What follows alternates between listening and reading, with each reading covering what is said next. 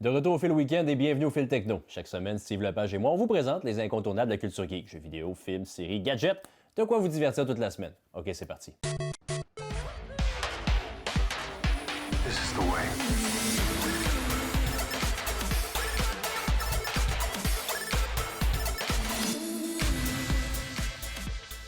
Vous vous êtes sûrement demandé pourquoi, dans Hogwarts Legacy, on peut pas jouer au Quidditch. Il y a même un terrain dans le jeu. Ben, je pense qu'on a enfin la réponse. Warner Brothers Games va développer un jeu de Quidditch uniquement, un jeu multijoueur. Il y a même un petit nombre de joueurs qui ont pu essayer une version du jeu vendredi et samedi. Ouais, ben ça va avoir pris beaucoup de temps pour le développer. Plus de temps que ça a pris à Frodon pour détruire l'anneau. Mais on sait que le jeu Gollum va sortir le 25 mai. Et là, on a eu droit à une nouvelle bande-annonce pour les précommandes du jeu. Le look de Gollum est très différent de celui des films et ce qu'on mentionne du côté du développeur, c'est qu'on est surtout fidèle au livre de J.R.R. Tolkien.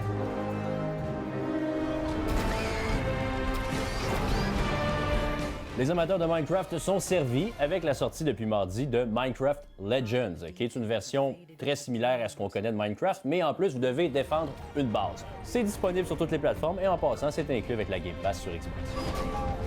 Votre monde éveillé est modelé par les rêves. La série Sandman sur Netflix a été une de mes préférées de l'an dernier et c'est avec beaucoup de joie que j'ai appris que l'auteur Neil Gaiman avait déjà terminé l'écriture de la saison 2. On n'était pas sûr au départ qu'on aurait droit à une saison 2 parce que la série coûte tellement cher, mais le succès a été assez important pour qu'on donne le feu vert à Neil Gaiman. Vous le savez, j'aime ça faire une belle place à la communauté geek du Québec, quelle que soit leur passion. Les furries sont peut-être un peu moins connus et récemment, ils ont défrayé la manchette, même un peu de controverse sur les réseaux sociaux, surtout à cause de l'ignorance du phénomène de la part du grand public. J'ai rencontré 3 furries cette semaine. Être furry, c'est avoir un personnage à soi-même. Nous autres, on a préféré faire notre propre personnage, l'interpréter avec les caractéristiques qu'on voulait. C'est combien d'heures, faire un costume de même, à peu près? Hein? Ça va dépendre des designs, surtout. Mais je te dirais, ça peut me prendre 2 semaines pour un costume comme ça. Ça coûte combien, à peu près? Dans le fond, c'est elle qui l'a fait, fait que dans le fond, elle m'a servi dans le fond 2200. 2200, OK. Ouais.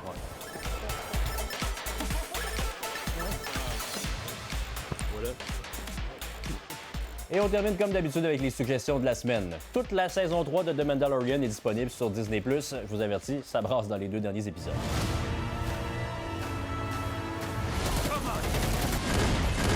Et Welcome to L.A.